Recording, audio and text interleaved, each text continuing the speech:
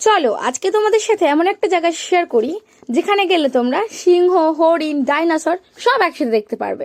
তো hello guys, আজকে আমরা চলে এসেছি চাকদার মুকুন্দনগর ঘাট।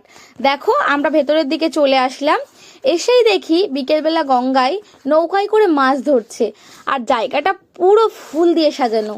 এদিক ওদিক দেখে টুক করে একটা ফুল তুলে নিজের মাথায় গুজে নিলাম। তারপর আমি পুরো জায়গাটা একটু ঘুরে দেখলাম। ওখানে একটা কালী মন্দিরও ছিল, আমি গিয়ে একটু প্রণাম করে নিলাম।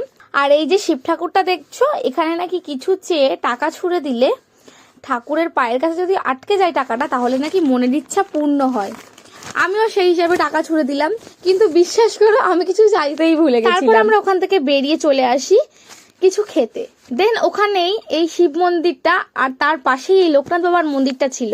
ওখানে আমরা গেলাম, গিয়ে প্রণাম করলাম। তারপর আমরা ওখান থেকে বাড়ির দিকে চলে আসি। ভিডিওটা কেমন লাগলো জানিও, ভালো লাগলে একটা লাইক করে চ্যানেলটা সাবস্ক্রাইব করে দিও।